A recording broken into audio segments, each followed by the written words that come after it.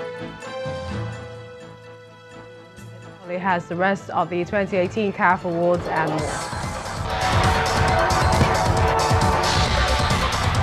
Thank you, Millicent. Hello and welcome to Sports News. We start with football. Egypt striker Mohamed Salah has won the 2018 CAF African Footballer of the Year award for the second time. The Liverpool star edged Senegal's Sadio Mane and Gabonese Pierre-Emerick Aubameyang to retain the award. The 26-year-old has been in fine form for Liverpool this season, scoring 13 goals in the English Premier League as the Reds top the log. Meanwhile, South Africa's forward, Christina Gatlana, has been named the Women's Best Footballer of the Year. The Houston Dash striker dethroned Nigeria's Asisat Oshoala to become the continent's best. Desiree Ellis of South Africa won the Women's Coach of the Year award. The men's coach went to Morocco's Hervé Renard, while the Super Falcons of Nigeria and Mauritania team claimed the Women's National Team and Men's National Team awards.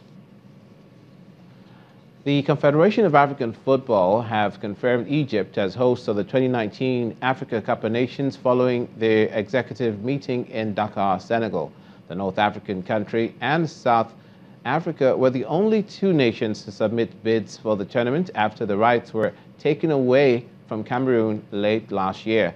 Egypt have hosted 4 Africa Cup of Nations tournaments in 1957, 1974, 1986 and 2006.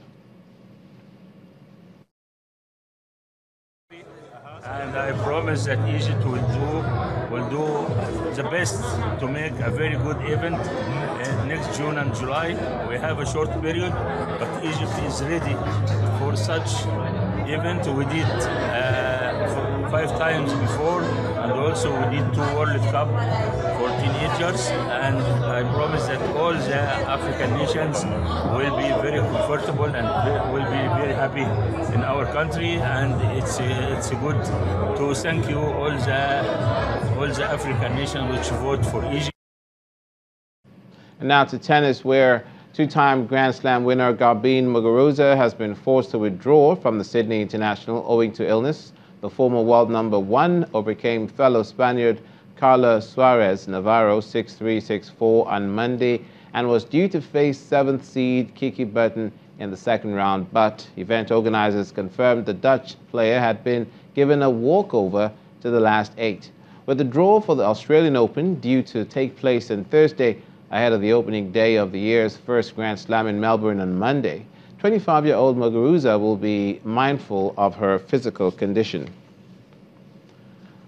Finally, and in golf, Patrick Harrington will captain Europe when they defend the Ryder Cup on U.S. soil in 2020. The Irishman was a vice-captain when Europe won the trophy back under the leadership of Thomas Bourne in France in September. Harrington played in 6 successive Ryder Cups from '99 and was on the winning team on 4 occasions. Players including Rory McIlroy and Justin Rose backed Harrington to lead Europe at Whistling Straits, Wisconsin.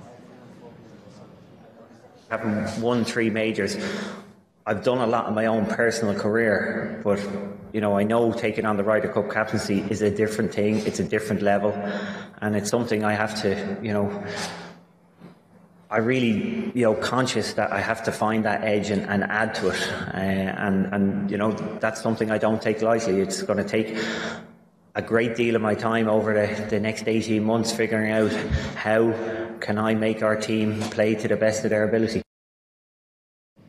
And that's it on Sports News. The news at 10 continues now with Millicent.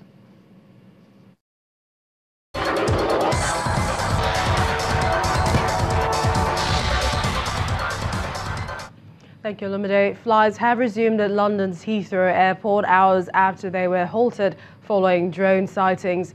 The Metropolitan Police said it received reports of a drone sighting within the vicinity of the airport shortly after 5 p.m. local time today.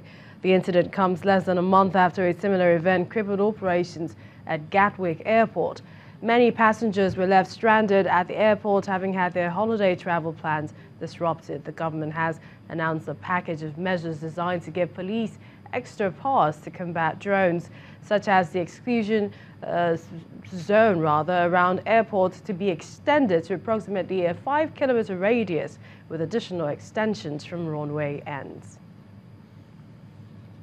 US President Donald Trump is set to make his first speech from the Oval Office ahead of a trip to the US-Mexico border on Thursday, according to the White House press secretary, Sarah Sanders. The president is expected to use his visit to the border to meet with those on the front lines of national security and humanitarian crisis.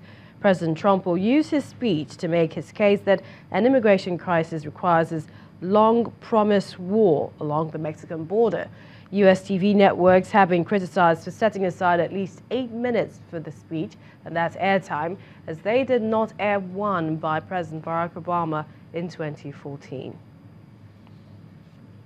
At least 3 people have been killed after a train collision at a station in Mountain View area northwest of the capital, Pretoria. Rescue officials say close to 200 others sustained minor injuries. The accident is believed to have occurred when 2 trains collided during the early morning rush hour commute. The spokesperson for the Metro Rail says there are still people trapped under the train, and officials and emergency services are trying to reach them. Well, train crashes happen often for various reasons in South Africa. Take, for example, January the 4th, 2018, a passenger train collided with a truck on a level crossing at Geneva Station, killing 21 people. And the main news again. Nigeria's labor unions today held nationwide protests demanding implementation of the 30,000 naira minimum wage for workers. The protest, which held all over the country, follows the expiration of the December 31 ultimatum for President Buhari to transmit a bill to the National Assembly on the new wage proposal. Also today, the federal government promised to transmit the new minimum wage bill to the National Assembly by January the 23rd. And you heard a drone sighting today temporarily halted flight departures from London's Heathrow Airport. Normal flight services have since resumed at that airport. And that's News at 10 tonight. Many thanks for watching. I'm Millicent Walker. Have a good night.